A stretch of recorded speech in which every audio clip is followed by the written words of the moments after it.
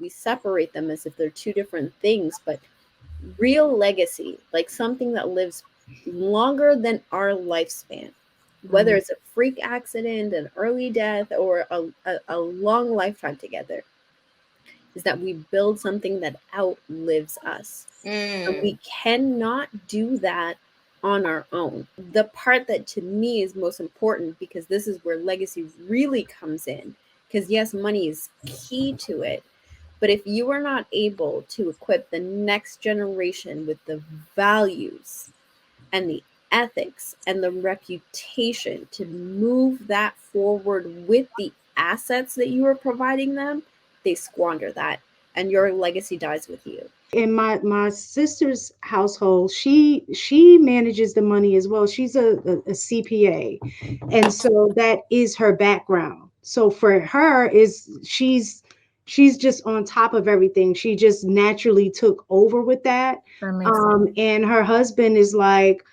he doesn't stress about it at all, because he knows that she's managing the household with the money. And for him, the only thing is, as long as the money is there for me to get whenever I need to spend or want something, that is there. You know what I'm saying? And she plans with him in mind, because she knows his spending habits. So she make those necessary adjustments. He's the type, I'll spend money if anything get low, I'll hustle to make sure if it's extra stuff that I want to get that I know it's outside of what we've budgeted, then I'm gonna do an extra hustle on the side so I can get that extra stuff. And I think in these spaces, a lot of times I think we get caught up on, like, with the social media and how households are run. Like, you can still be the leader of your home. That doesn't mean that leading of your home, if you know somebody is, if your partner is better at this aspect, if you're a leader, you're going to ensure that that person handles that, because you trust them, that you know what, they're better at this. So as a good leader, I got to put that responsibility on the person that I know who's more capable and better at that. I think a lot of times in these spaces, we hear men saying that leadership means that I take the responsibility of every single thing.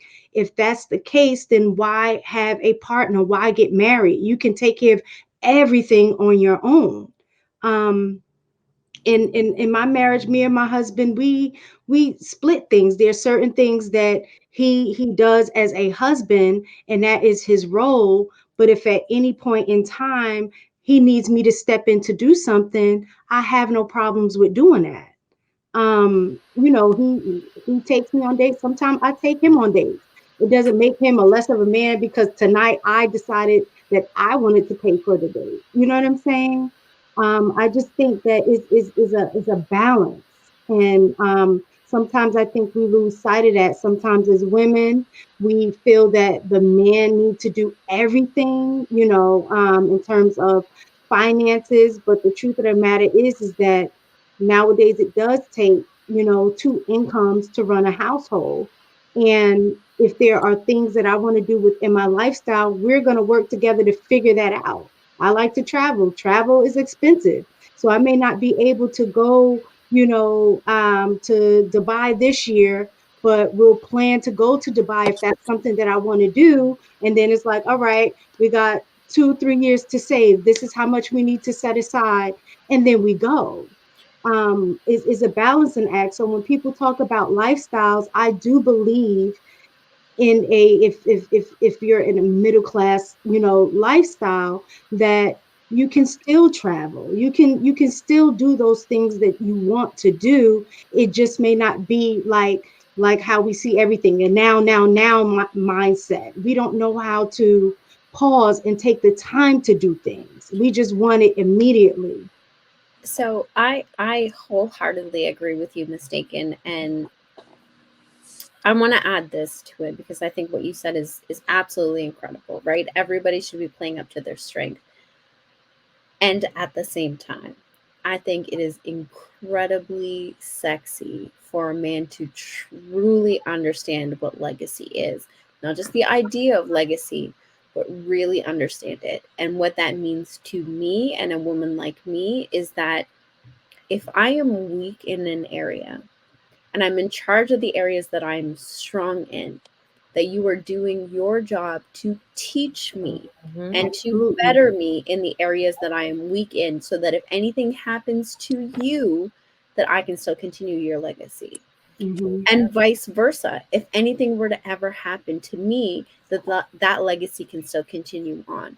Yeah, I think that so balance. many times when we have these conversations about finances and emotions, and we separate them as if they're two different things, but real legacy, like something that lives longer than our lifespan, whether Mhm. it's a freak accident, an early death, or a long lifetime together, is that we build something that outlives us.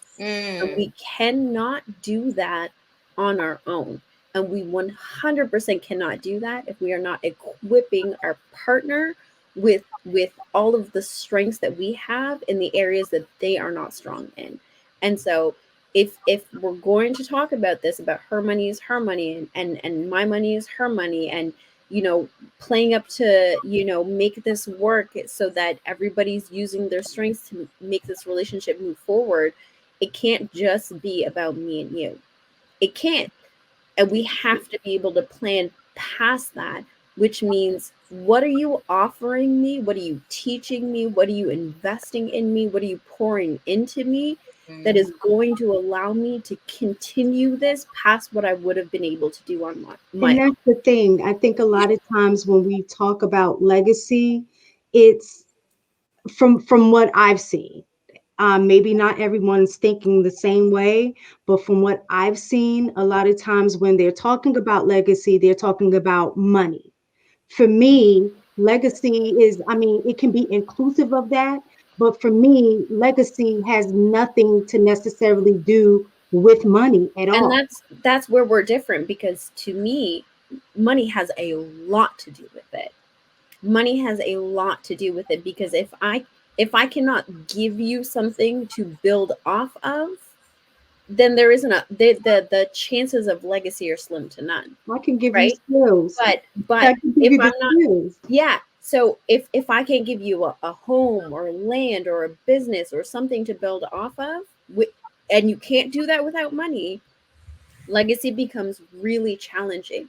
But the part that to me is most important, because this is where legacy really comes in, because yes, money is key to it, but if you are not able to equip the next generation with the values and the ethics and the reputation to move that forward with the assets that you are providing them, they squander that, and your legacy dies with you. Well, that's where I say the meat of legacy is. Like I think about my grandfather, and he's passed, he's about 20 years now. And so his legacy, of course, is his offspring. The values and morals and character that he lived in, as an example of a living example to his family, those things have been passed on. And his great grandchildren, you would think that they know him. Some of his great grandkids have never, I think it's only two, my son and my sister's daughter, um met their great grandfather, but you would think that they know him, that they've grown up with him, just because of the stories and how we talk about him and how we still honor him in his death. And those same characteristics and qualities and values that he passed from one generation to the next is still ongoing. The value of marriage, the value of family, all of those things, that's the legacy that he left. We can go back to where he lived in West Virginia, and there's still people that talk about how good of a man that he is.